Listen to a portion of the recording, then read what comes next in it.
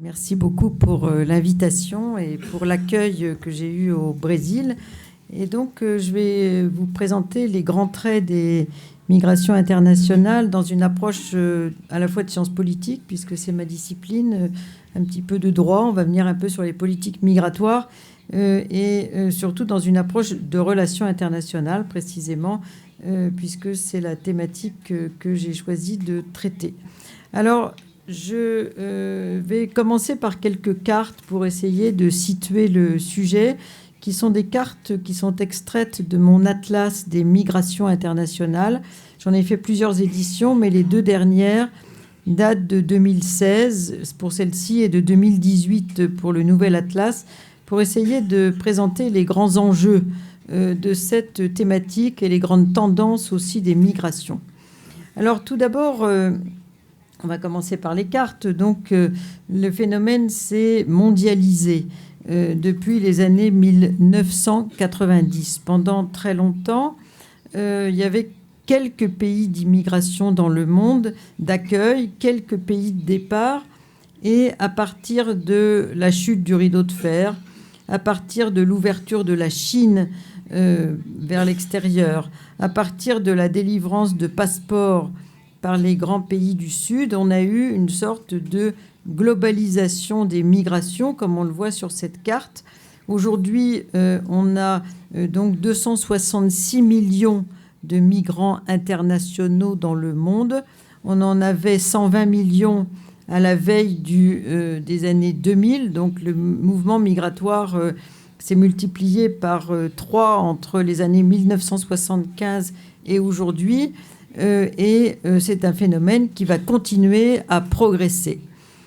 Dans un contexte où la logique migratoire s'est inversée progressivement en un siècle. Je sais que le Brésil est un grand pays d'immigration par son histoire.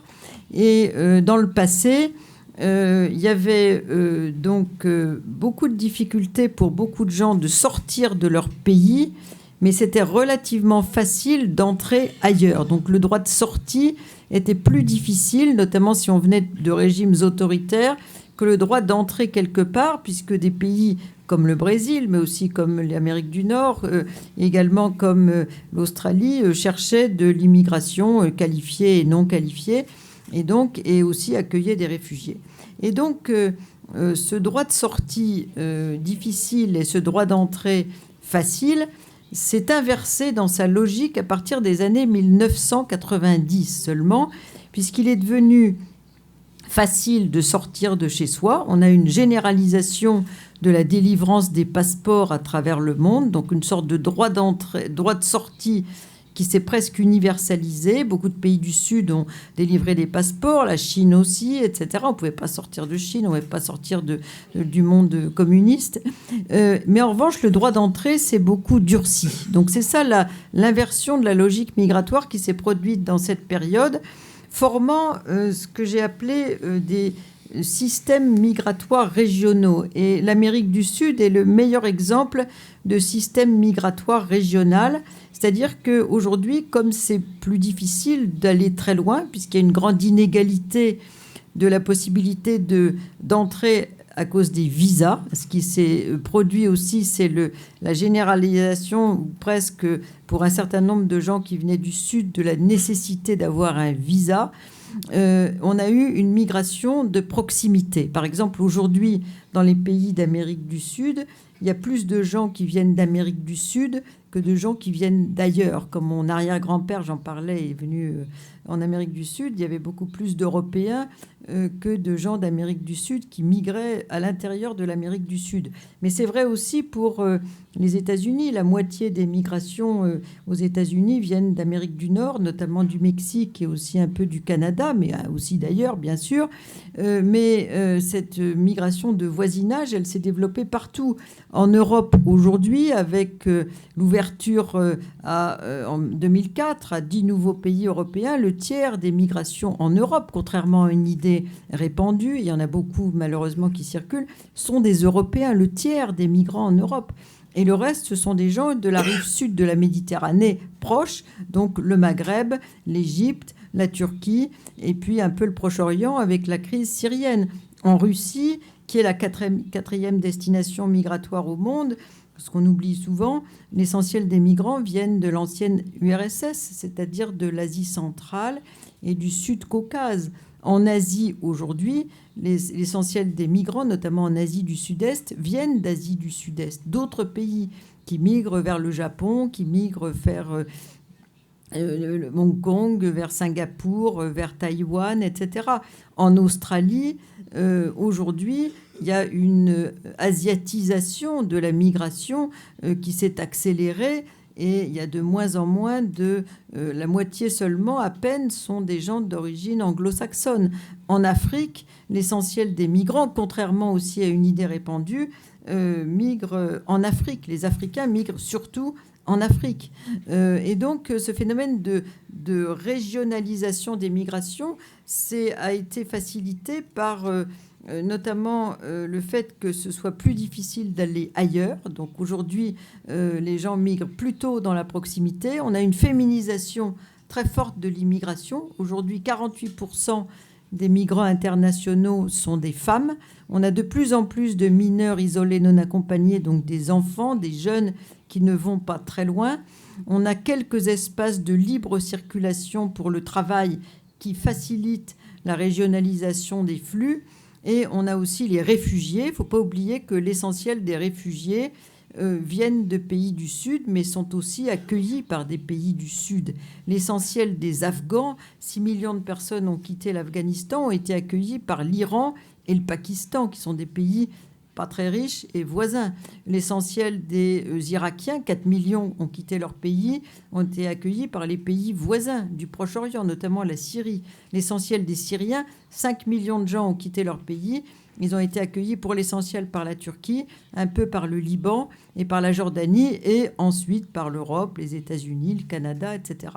Donc ce phénomène de migration en systèmes migratoires régionaux se vérifie pour toutes les régions du monde. Si on regarde les chiffres du département de la population des Nations Unies, on voit que pour toutes les régions du monde, sans aucune exception, le phénomène de migration de proximité, de complémentarité finalement de la migration est un phénomène généralisé à travers le monde, ce que j'ai essayé de montrer dans cette carte. Le deuxième point sur lequel je voudrais insister, c'est que la migration, elle est structurelle. C'est-à-dire malgré les politiques migratoires qui promettent, surtout en Europe, d'arrêter les flux, on n'arrêtera pas la migration. On n'arrêtera pas la migration. On peut toujours construire des murs, on peut augmenter les instruments de contrôle des frontières en Méditerranée. Il ne faut pas oublier qu'on a eu 2275 morts l'année dernière, en 2018, une trentaine de milliers de morts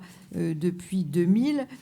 Malgré tout, la migration va se poursuivre pour des raisons structurelles qui sont des tendances de fond du monde, notamment du monde.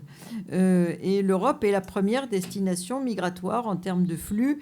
Et aussi, si on inclut, comme le font les statistiques des Nations Unies, la Russie et l'Ukraine en Europe, c'est la première région migratoire au monde avec 78 millions de migrants, mais ensuite suivi par les États-Unis qui ont une soixantaine de millions de migrants.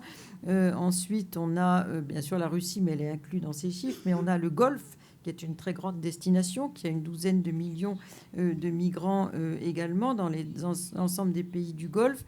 Donc des grands pôles. Et aujourd'hui, il y a plus de migrants qui vont vers le sud de la planète que de migrants qui vont vers le nord, parce que le Golfe attire beaucoup, parce qu'il y a beaucoup de réfugiés qui vont du sud au sud. Les déplacés environnementaux vont essentiellement du sud au sud. Et il y a beaucoup d'espaces migratoires régionaux en Afrique, en Amérique du Sud, en Asie du Sud-Est, qui attirent beaucoup de migrations. Donc le Sud est une grande destination, même si beaucoup de pays du Sud découvrent la réalité de passer de pays de départ à pays d'accueil, en étant souvent l'un et l'autre à la fois, en étant aussi des pays de transit. Et ce qui fait bouger les gens, c'est précisément les raisons structurelles, les inégalités du développement humain. Là, c'est le fameux indice de Amartya Sen, espérance de vie à la naissance, donc niveau d'éducation et niveau de vie. Si on prend ces trois critères, on trouve cette carte avec l'Afrique subsaharienne particulièrement frappée par ces inégalités. Et donc les gens, ils sont de plus en plus informés, de plus en plus urbains, de plus en plus scolarisés. Et quand ils sont pauvres, ils le savent. Et ils savent aussi que par la migration, ils peuvent changer le cours de leur existence, même si c'est difficile, même s'ils prennent de gros risques, même s'il leur faut des visas qu'ils n'ont pas, etc. Donc, première cause, les inégalités du développement humain qui caractérisent surtout l'Afrique subsaharienne.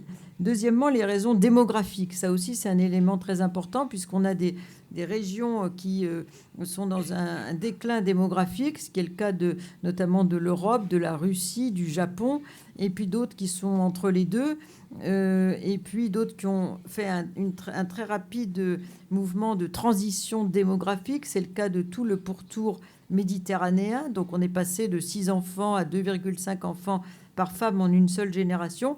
Il reste l'Afrique subsaharienne. On a un taux de croissance de la population très élevé, dans 2 milliards attendus pour la fin du siècle, s'il n'y a pas de transition démographique. Ce n'est pas du tout certain qu'on en reste là. Donc ça, c'est un élément très important, surtout avec des populations jeunes. Les migrants sont des gens jeunes. Et en Europe, l'âge médian, qui sépare en deux catégories égales la population, c'est de 41 ans. Au Maghreb, c'est de 25 ans. En Afrique subsaharienne, c'est de 19 ans.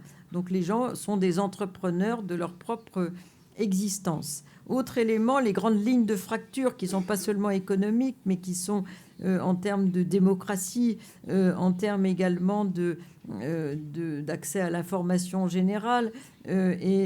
Aujourd'hui, donc, on voit ces lignes de fracture très importantes entre les riches et les pauvres, mais qui accompagnent aussi des lignes de fracture en termes de régime politique, où il y a beaucoup de crises politiques, etc., qui mettent sur les routes du monde de plus en plus de gens qui considèrent que chez eux, il n'y a aucun espoir. Quand on fait des enquêtes auprès des gens qui arrivent chez nous, ils disent parce que chez moi, à l'échelon d'une vie, il n'y a aucun espoir que les choses changent.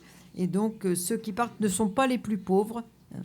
Ce sont des gens qui ont ce que disent certains, une certaine capacité de mobilité. C'est-à-dire qui ont des ressources suffisantes pour pouvoir bouger, qui ont des réseaux de connaissances, qui ont de l'argent pour payer les passeurs et qui parlent des langues éventuellement parlées ailleurs, qui ont également un projet personnel pour vivre en situation de migration.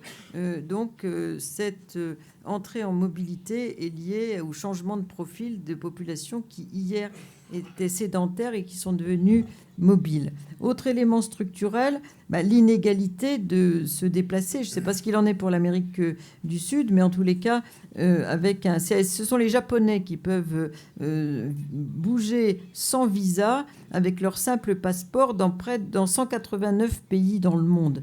Si on est, comme vous le voyez, européen ou américain ou canadien, on peut circuler dans 175 à 180 pays. Si on est russe, dans 90, chinois dans 44, puis tout à fait au bout de la file, on voit tous ceux dont on parle qui meurent en Méditerranée, des Somaliens, des Érythréens, des Afghans, etc., qui ne peuvent bouger que dans une vingtaine ou une trentaine de pays qui sont leurs voisins, qui ne sont pas très attractifs, qui sont en guerre souvent comme eux, et qui peuvent aller nulle part avec leur simple passeport, donc qui doivent pour toute destination lointaine ou relativement proche avoir accès à un visa, ce qui leur est impossible pour la plus grande majorité, parce que ceux qui peuvent bouger, ce sont les riches des pays pauvres, souvent en investissant, en amenant de l'argent, en achetant un appartement, en créant une entreprise, etc.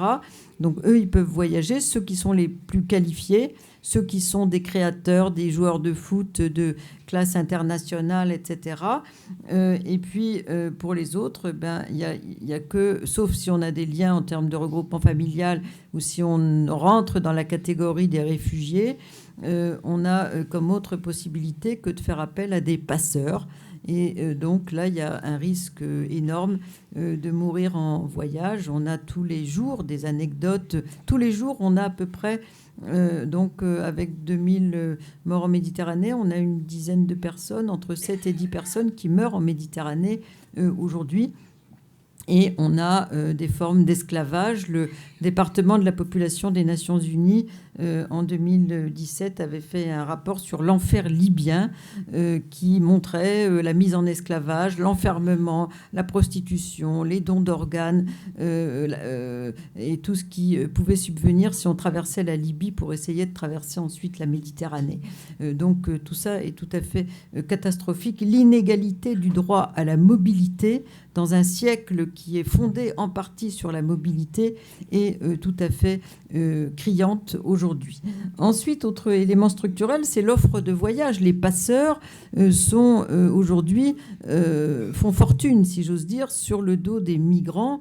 La Libye aujourd'hui est particulièrement, mais c'est vrai aussi au Mexique, un pays de transit. Et la Libye, outre le gaz et le pétrole, vit du trafic du passage, parce que la Libye a une très grande frontière en Méditerranée, donc elle peut envoyer les gens selon les politiques migratoires, tantôt vers la Grèce, tantôt vers l'Italie, tantôt vers Malte, et donc c'est un lieu de passage nécessaire pour les Africains qui essayent de traverser la Méditerranée. En amont, donc, ça transforme les pays du pourtour méditerranéen, qui étaient des pays de départ, en pays d'accueil, pays de transit, mais aussi c'est le cas de la Turquie. Aujourd'hui, en Turquie, il y a près de 4 millions de Syriens suite à un accord qui a été conclu en 2016 entre les pays de l'Union européenne et la Turquie. Autre point, donc les crises et les conflits, qui sont plus seulement des éléments conjoncturels, mais structurels. On a été disons, complètement inclus en voisinage dans ces crises et les conflits. Il y a eu la crise yougoslave des années 95, la crise algérienne également de la même période. On a eu les Grands Lacs en Afrique, même période également. On a bien sûr l'Afghanistan, l'Irak, la Syrie. Donc toutes ces... Et puis beaucoup d'autres crises dont on parle moins, mais qui sont très importantes. La Somalie, qui est en guerre depuis des années. On a eu le Sri Lanka, qui a duré une vingtaine d'années, etc. Des conflits longs qui ont amené leur lot de réfugiés à proximité de chez eux, mais aussi jusqu'en Europe et ailleurs, comme vous le voyez. La mode de la mobilité. La mobilité est considérée comme, ce que dit le Programme des Nations Unies pour le développement, comme un facteur essentiel du développement humain. La mobilité est un facteur essentiel du développement. En même temps, les 2/3 de la population de la planète ne peuvent pas circuler librement à cause des visas, notamment. Donc c'est une contradiction essentielle dans laquelle nous vivons. Et la mobilité aussi est considérée comme une forme de modernité. Celui qui reste chez lui, qui ne bouge pas, n'est pas considéré comme le plus dynamique, si j'ose dire, des citoyens du monde. Et aujourd'hui, le tourisme international concerne 1 milliard de personnes chaque année. Et vous n'êtes compté qu'une fois. Ça veut dire qu'à des fins de loisirs, vous avez quitté votre pays pour aller ailleurs.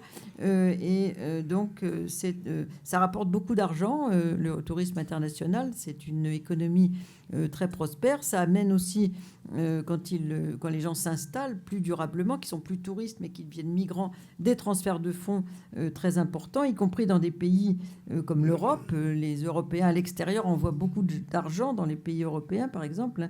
Il n'y a pas que les pays du Sud qui envoient de l'argent chez eux. Et donc, cette mobilité, elle est fortement contrariée par les conditions juridiques de la migration. L'ouverture de certaines régions a favorisé ces mobilités, notamment à l'Est.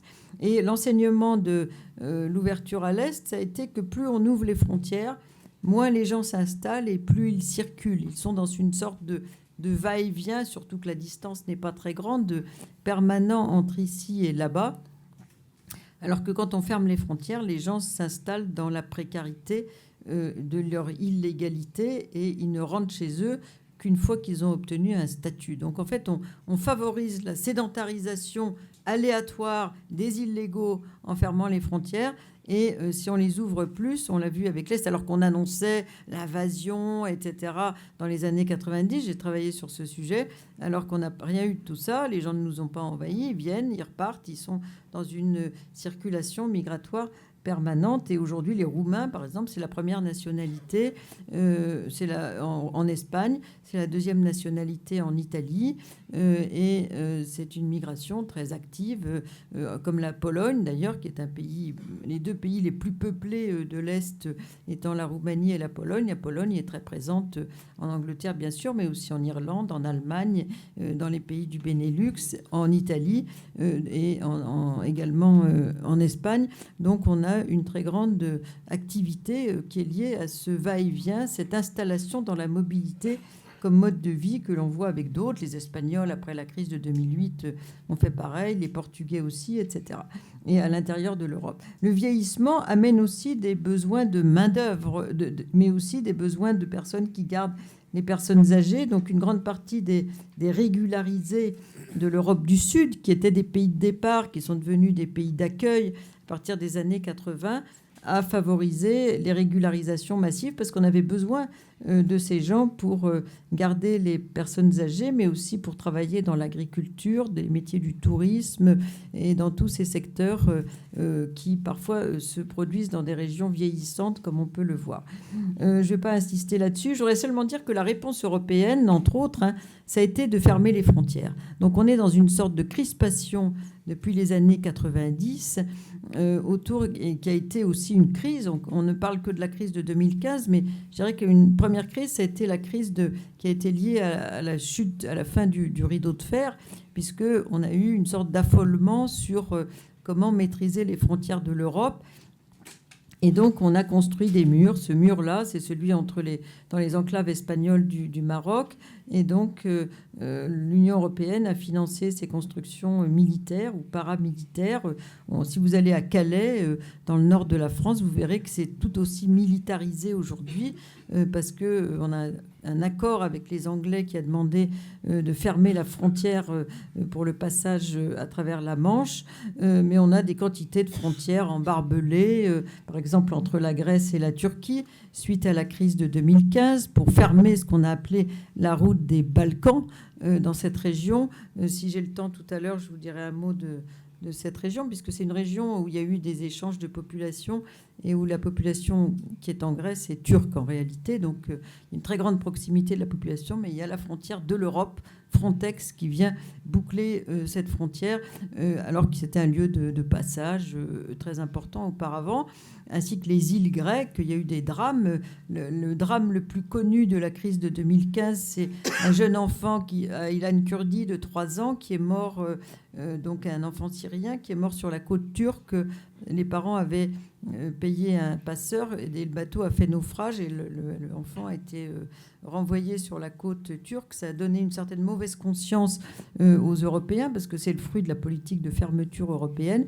Mais la réponse de tout cela, ça a été effectivement de renforcer. On a multiplié par 7 le budget de Frontex, l'agence qui contrôle les frontières extérieures de l'Europe. On a conclu un accord avec la Turquie en 2016 pour qu'elle garde chez elle les Syriens qui voulaient arriver en Europe. Aujourd'hui, il y a près de 4 millions de réfugiés en Turquie, pas seulement des Syriens, mais aussi des Afghans, des Irakiens, etc. Donc, on n'a pas cessé d'essayer de fermer les frontières, y compris à l'intérieur de l'Europe. Des pays comme la Hongrie se sont barricadés derrière des barbelés. La Bulgarie a fermé sa frontière avec la Grèce. Également la Macédoine, au nord de la Grèce. Et entre l'Italie et la France, à Vintimille, on a un conflit sur le passage des Africains qui sont arrivés en Sicile et qui remontent le long de l'Italie pour essayer de pénétrer en France. Un conflit qui n'est pas récent, qui date de 2011, avec les arrivées d'abord des Tunisiens et ensuite des Subsahariens.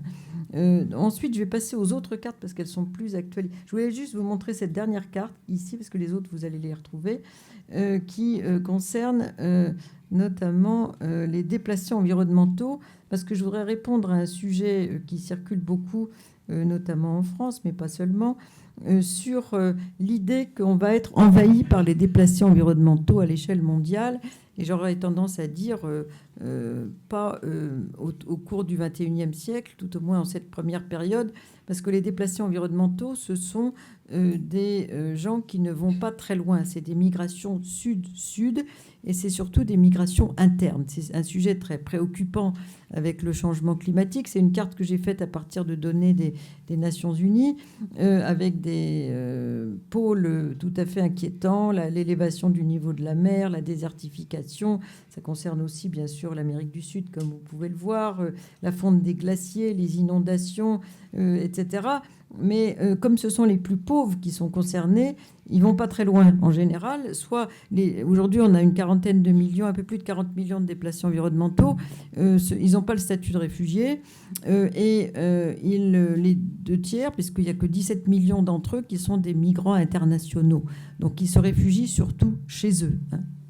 C'est des personnes qui font du déplacement interne, mais ils sont inclus dans les personnes déplacées. Aujourd'hui, avant que je vienne, le Haut-Commissariat aux réfugiés a sorti ses chiffres sur les réfugiés et il comptabilise aujourd'hui à l'échelle mondiale donc 70 millions, 71 millions très exactement de réfugiés, mais parmi eux, seuls 26 millions ont le statut de réfugiés de la Convention de Genève. Les autres ont des statuts de protection temporaire ou humanitaire, d'autres sont demandeurs d'asile et d'autres sont déplacés environnementaux. Donc c'est les migrations forcées en général, mais peu d'entre eux ont un statut. Et j'aurais terminé cette partie en disant que finalement, à l'échelle, disons, mondiale, dans ce monde où on dit que la mobilité est une forme de modernité, on la valorise, on dit les étudiants qui vont à l'étranger, c'est formidable, on en parlait tout à l'heure, à Sciences Po, on a 50% d'étudiants étrangers, et dans beaucoup d'universités du monde entier d'ailleurs,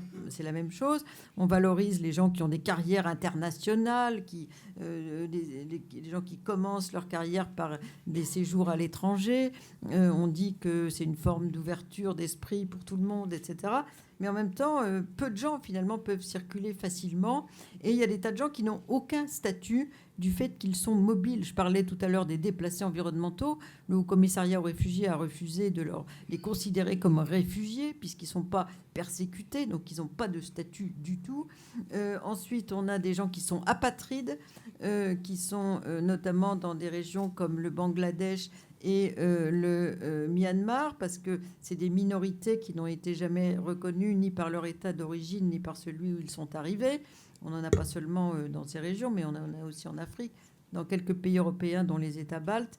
Donc, deuxième catégorie, on a les gens qui sont ni expulsables, ni irrégularisables, et ça, on en a énormément avec les réfugiés, les gens qui n'obtiennent pas le statut de réfugiés, mais qui, en même temps, ne peuvent pas être reconduits chez eux parce que leur pays est en guerre. Et selon la Convention de Genève, on ne peut pas, il y a une clause de non-refoulement, donc on ne peut pas reconduire des gens dans des pays en guerre, ce qu'on fait parfois d'ailleurs dans certains pays européens. Mais en réalité, c'est des gens qui restent sur place sans aucun statut, et ça peut durer des années jusqu'à ce qu'ils arrivent à se faire régulariser, ce qui dépend du pouvoir discrétionnaire de chacun des États. Donc là aussi, on a des populations flottantes de sans-papiers. On a donc des quantités de gens qui sont, de fait de leur mobilité, privés de droits. Et dans l'ensemble, dans ce monde du XXIe siècle, ceux qui sont sédentaires ont infiniment plus de droits que ceux qui sont mobiles. Et il y a tout un débat pour savoir quel statut peut-on donner aux gens qui sont mobiles. Il y a toute une série de travaux à la fois philosophiques qui s'appuient sur Kant, l'idée de la citoyenneté universelle, Hannah Arendt, Zygmunt Bauman, mais aussi qui parle d'un monde liquide où tout circule sauf les personnes librement, malgré le libéralisme économique qui existe presque partout maintenant dans le monde. Donc c'est une sorte de contradiction que cette dimension sécuritaire qui coexiste avec le libéralisme économique, mais aussi qui insiste sur le fait que aujourd'hui, donc dans ce monde difficile pour les gens qui sont mobiles et qui n'ont pas de statut, on est dans une sorte de très grande difficulté à vivre ensemble, malgré une quantité de textes internationaux qui, d'une part, disent le droit à la mobilité est un droit universel. Il y a la Convention de 1948 sur la Déclaration universelle des droits de l'homme qui dit que tout homme a le droit de quitter un pays, y compris le sien. Il y a la Convention de Genève de 1951 sur les réfugiés, la Convention des Nations Unies de 1990 sur les droits de tous les travailleurs migrants et de leurs familles. Il y a 54 pays signataires pour l'instant, tous du Sud. Aucun pays du Nord du monde n'est signataire de la Convention de Genève, de la Convention de 1990 de l'ONU, parce qu'elle donne quelques droits aux sans-papiers. Donc là, il y a un vrai conflit nord-sud en la matière. Et donc, c'est un sujet. Et le pacte de Marrakech, donc, qui a été adopté, mais qui est un pacte, qui n'est pas une convention internationale, en 2018, n'a été signé que par 169 pays, alors qu'il avait été décidé à l'unanimité par les Nations Unies en 2016. Eh bien, aujourd'hui, est porté surtout par les pays du Sud, parce que les pays du Nord considèrent que, effectivement, ils ne veulent pas s'engager plus en avant sur une migration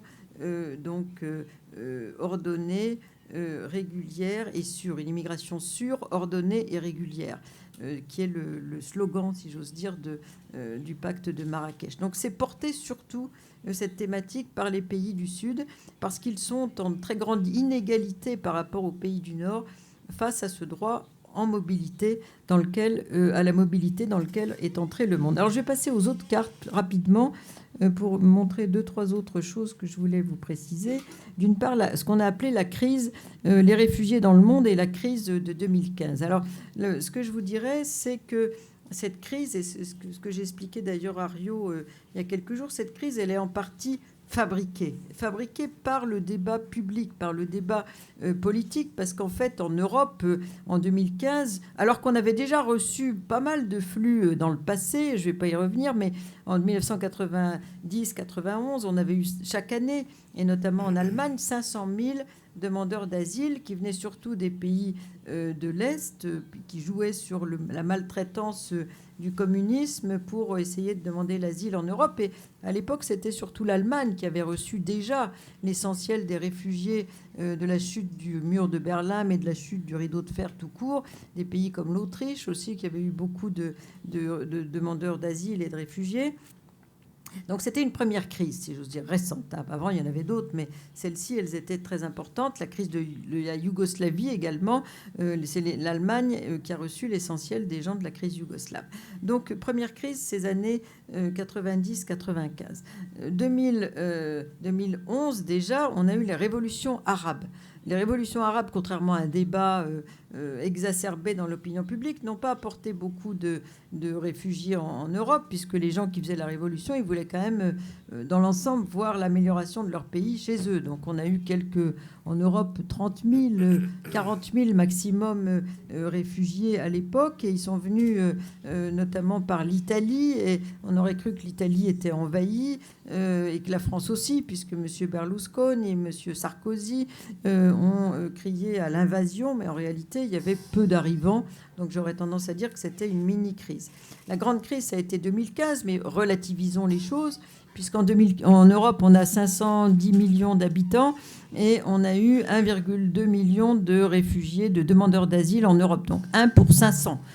Ça n'a concerné que quelques pays européens. Les pays qui ont été les plus impactés par la crise, ça a été bien sûr l'Allemagne, ça a été la Grèce, puisque la proximité de la route des Balkans était imminente avec les îles grecques, l'Italie du Sud, notamment l'île de Lampedusa et tout ce qui concerne la Calabre, les Pouilles, et puis également la Suède, qui est un pays d'accueil traditionnel. Donc ça n'a concerné que quelques pays européens, mais surtout les pays du sud de l'Europe, du sud de l'Europe, un peu moins le Portugal, parce qu'il est presque pas en Méditerranée, si j'ose dire.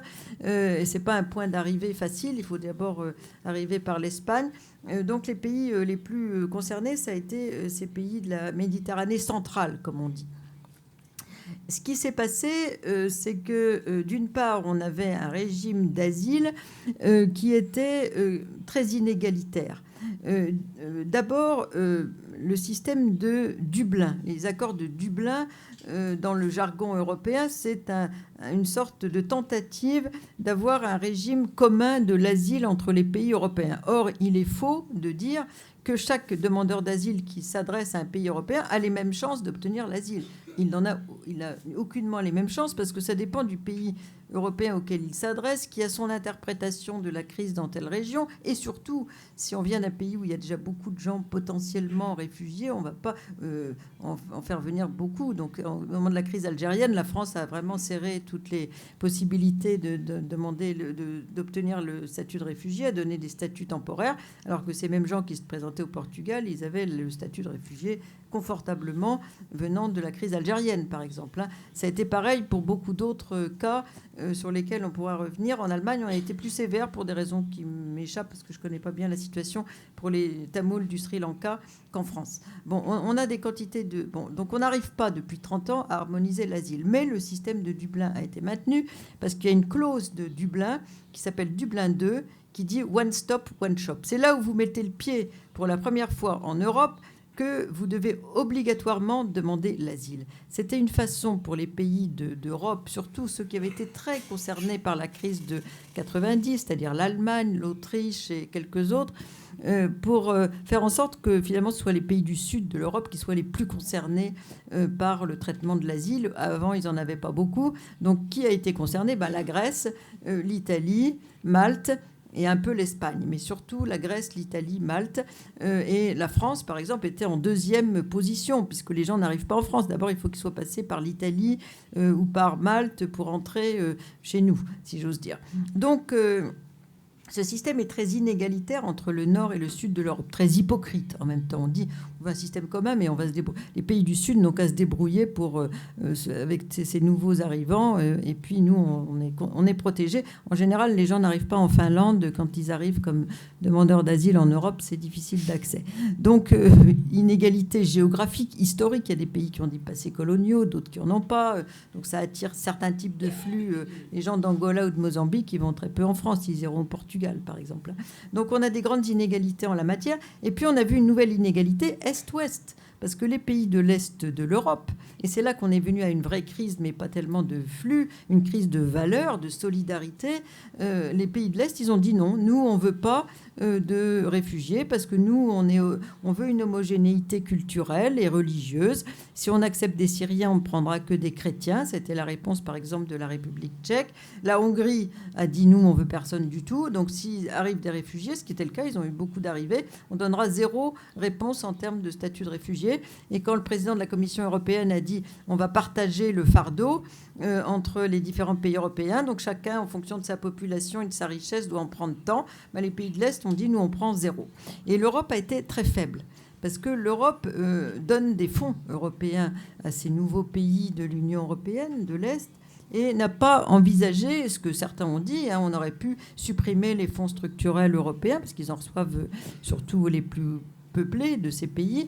On n'a pas non plus sanctionné le fait de ne pas appliquer les dispositions de Bruxelles. Donc il y a une sorte de crise de confiance entre les pays européens et Bruxelles et entre les pays européens eux-mêmes. Les pays de l'Ouest ont dit on fait le travail, on accueille, plus ou moins bien, mais enfin on accueille. L'Allemagne en a pris beaucoup, elle avait pris l'essentiel, puisque Mme Merkel a dit qu'elle était prête à en accueillir 800 000 et elle a eu 1 million d'arrivées. Les autres étaient loin derrière, comme la France, mais elle jouait son rôle de bon élève. On va accueillir ce qu'on nous demande de prendre 30 000. En fait, il n'y a eu même pas 10 000 personnes qui sont arrivées. Mais enfin, bon, et on a cru qu'on était dans un système d'invasion comparable aux grandes invasions du début du Moyen-Âge. Donc, c'était catastrophique comme discours, mais la réalité était très faible en réalité.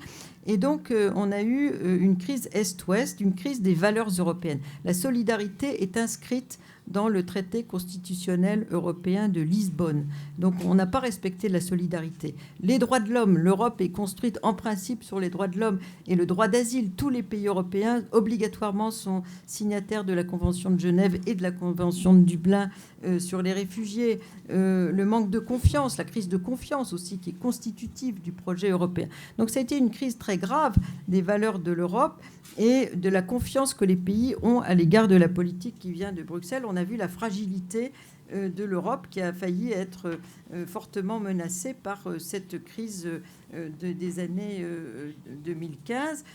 Et ce qui s'est produit, c'est une sorte de fuite en avant dans finalement la tentation qui existe beaucoup en Europe de régler le problème avec des pays non européens. Chaque fois qu'on n'arrive pas à régler les problèmes, parce que Frontex n'arrive pas à contrôler la Méditerranée, etc., on signe des accords avec des pays non européens et on les paye. Donc l'Union européenne a signé un accord avec la Turquie en 2016. On a donné 6 milliards d'euros à la Turquie pour qu'elle garde chez elle l'essentiel des Syriens, sauf pour ceux qui avaient vraiment le statut un profil de réfugié qui était envoyé vers la Grèce, parce que la Turquie est signataire de la Convention de Genève, mais n'a jamais étendu le bénéfice de la Convention de Genève aux non-européens. Pendant très longtemps, la Turquie, notamment au moment de la guerre froide, au moment de la signature de la Convention de Genève en 1951, la Turquie recevait des dissidents soviétiques pour l'essentiel et de pays d'Europe orientale. Et comme elle est entourée de pays qui ne sont pas signataires de la Convention de Genève, qui sont les pays du Proche et du Moyen-Orient, elle s'est bien gardée d'étendre le bénéfice en 1967, comme la plupart des pays du monde, du bénéfice de réfugiés pour le monde entier. Et donc, elle ne donne pas le statut de réfugié aux Syriens, aux Irakiens, aux Afghans et autres. Le HCR sur place peut donner le statut. Et puis surtout, là, quand les gens avaient le profil de réfugié, elle les a envoyés vers l'Europe. C'était inclus dans l'accord qui a été signé en 2016 pour 72 000 Syriens. Et puis, elle a demandé, ce qui lui a été refusé, la renégociation de sa candidature à l'Union européenne. Et elle a demandé, ce qui lui a été aussi refusé, l'assouplissement du régime des visas pour les Turcs. Il ne faut pas oublier que les Turcs, c'est la première nationalité en Europe, 4,5 millions de Turcs, devant les Marocains, qui sont 3,5 millions. Et aujourd'hui, ils sont dans une logique migratoire négative. C'est-à-dire qu'il y a plus de Turcs qui repartent chez eux que de Turcs qui viennent en Europe. Donc c'était logique qu'elle demande l'allègement du régime de migration qui n'a pas été absorbé. Et je terminerai, je vais vous montrer 2-3 cartes par ailleurs. Donc un autre élément important qui caractérise l'Europe, comme les États-Unis d'ailleurs, c'est que l'essentiel des flux ne sont plus des flux de travail. Pendant très longtemps, on en parlait avant la conférence, l'Europe et notamment la France avaient besoin de main-d'œuvre parce qu'au moment du développement économique des années 50 jusqu'aux années 75 dans les pays européens, il y a eu un formidable essor économique et il n'y avait pas eu beaucoup de naissances, donc on manquait de main-d'œuvre. Donc on a fait appel à l'immigration. Et aujourd'hui, l'essentiel des flux de migrants légaux, c'est plus des travailleurs, c'est des étudiants. Donc là, on voit les Erasmus, on voit que c'est l'Espagne qui attire le plus, comme vous pouvez le voir. La France aussi, bien sûr. En jaune, on a les étudiants qui partent et en vert, les étudiants qui arrivent dans les pays. Donc on est souvent un peu à égalité. Mais l'Europe de l'Est attire très peu, comme vous pouvez le voir, pour des raisons surtout qui sont liées à la langue de ces pays et au fait que les universités soient moins connues à l'Est qu'à l'Ouest. Mais simplement, la mobilité étudiante, elle accompagne aussi après la mobilité des gens qui vont travailler, former, etc. à l'extérieur. Aujourd'hui, il y a un vrai exode des cerveaux dont on ne parle pas beaucoup en Europe, du sud vers le nord. Si vous allez dans les laboratoires de recherche du nord de l'Europe, c'est plein de Portugais, d'Espagnols, d'Italiens, de Grecs, parce que chez eux, depuis la crise de 2008, c'est une autre crise économique, cette fois-ci, qui a fait bouger les gens considérablement à l'intérieur de l'Europe, mais aussi vers l'extérieur, comme vous le savez, puisque certains sont allés au Brésil ou dans d'autres pays d'Amérique du Sud. Donc, mobilité étudiante, le premier groupe de migrants, c'est le regroupement familial. Donc, l'Europe devient un continent d'immigration, d'installation, ce qu'elle a toujours refusé être. À la différence des Amériques, l'Europe a du mal à se considérer comme continent d'immigration. L'immigration est illégitime, si j'ose dire, parce que l'imaginaire identitaire européen et national en Europe n'est pas du tout construit sur l'immigration. C'est un peu quelque chose dont on ne parle pas. En France, un Français sur 4 est petit-fils ou arrière-petit-fils d'immigrés, mais c'est un sujet caché, ignoré, si j'ose dire. Donc, c'est illégitime et surtout, ça monte dans ce sentiment anti-immigration dans les pays européens les plus souverainistes. Donc, il y a une illégitimité d'une réalité, puisque l'Europe est la plus grande destination migratoire au monde, comme je vous le disais. Donc ça, c'est paradoxal. L'essentiel de l'immigration, c'est du regroupement familial, ce sont des étudiants et c'est des réfugiés. Donc, c'est les 3 pôles les plus importants, bien devant les travailleurs, qui sont à peine 15% des entrées. C'est vrai aussi aux États-Unis, alors que le facteur essentiel de croissance de la population en Europe, c'est l'immigration. Les morts en Méditerranée, là, on le voit, on a des pôles qui attirent particulièrement, mais on en parlera dans le débat. L'île de Lampedusa, par exemple, c'est une petite île qui essaye de concilier le tourisme assez maigre avec la pêche et avec l'arrivée des migrants. Donc c'est assez contradictoire, mais c'est vrai de toutes les îles de la Méditerranée. Et c'est des régions pauvres de l'Europe, l'Italie du Sud, la Grèce, Malte, qui doivent composer, un peu abandonnées par le reste de l'Europe dans l'accueil des nouveaux arrivants. Et l'Italie a eu le sentiment d'abandon pendant très longtemps, et c'est réapparu avec le résultat des élections en Italie. Il y a eu le sentiment que l'Europe les laissait tomber, pour dire en français, c'est-à-dire en 2013, elle a construit Mare Nostrum, une opération massive de sauvetage en Méditerranée. En un an, elle a sauvé 146 000 personnes, beaucoup plus que Frontex en une seule année, avec uniquement les moyens italiens, avec toute petite aide, mais minuscule, de l'Union européenne. Donc on les a laissés se débrouiller. Et je pense qu'on paye aujourd'hui le résultat de ce sentiment d'abandon dans l'évolution politique actuelle de l'Italie.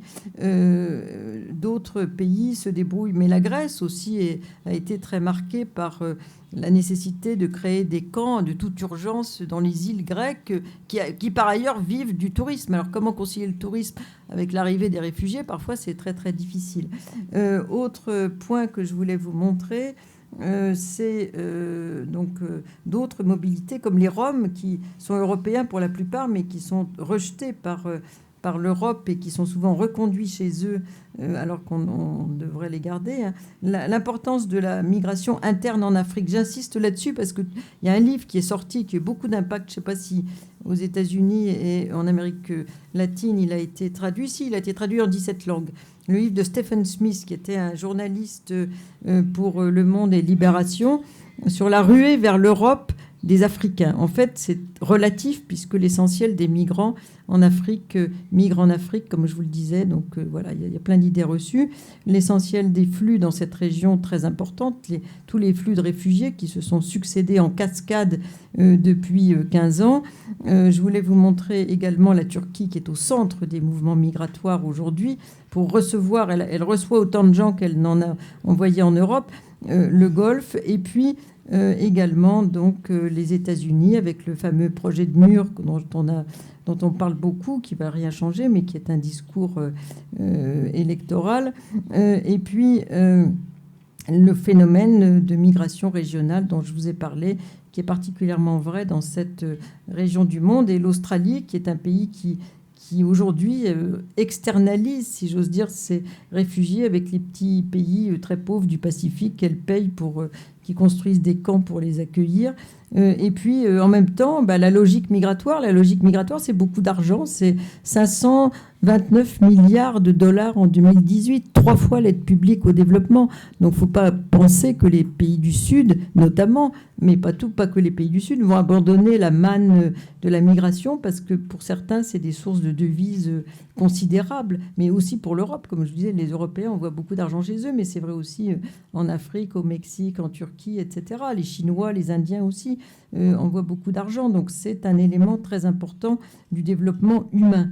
Également, l'importance des migrations vers le sud, comme on le voit, selon les régions du monde, on a des impacts plus ou moins importants. L'Amérique du Sud est assez peu concernée, malgré l'exil des Vénézuéliens, par rapport à d'autres régions du monde en termes de migration, comme on le voit ici. Et puis, tout à l'heure, je parlais des déplacés environnementaux, qui sont un phénomène qui va prendre de l'ampleur au cours du XXIe siècle. Donc voilà un peu les éléments. Donc un grand désordre. Pour terminer, je dirais que la gestion des migrations à l'échelle mondiale, c'est un peu le Far West. C'est-à-dire c'est les pays les plus puissants qui définissent à travers leur politique migratoire les règles de la mobilité. Les autres doivent se plier à cette réalité, notamment à travers les visas. Et depuis le début des années 2000, Kofi Annan, qui était secrétaire général des Nations Unies, qui était un homme très favorable au multilatéralisme, a essayé d'imposer que tout le monde se mette autour de la table pour essayer de définir des normes internationales dans la gestion des migrations. Ça a donné le Forum mondial migration et développement, qui a été créé en 2004 avec des réunions tous les ans, un dialogue de haut niveau tous les 7 ans. Et puis, ça a donné lieu au pacte de Marrakech, dans lequel va se fondre le processus du Forum mondial. Les pays d'Amérique latine se sont beaucoup investis dans cette logique qui a été proposée. Et certains pays se sont retirés ou sont très absents, comme les États-Unis, par exemple, les pays du Golfe. On les voit très, très peu dans cette tentative de définir des normes minimales qui s'imposeraient aux États pour faire en sorte que la migration soit précisément sûre, ordonnée et régulière, c'est-à-dire beaucoup plus dans la légalité que dans l'illégalité à laquelle elle est condamnée aujourd'hui.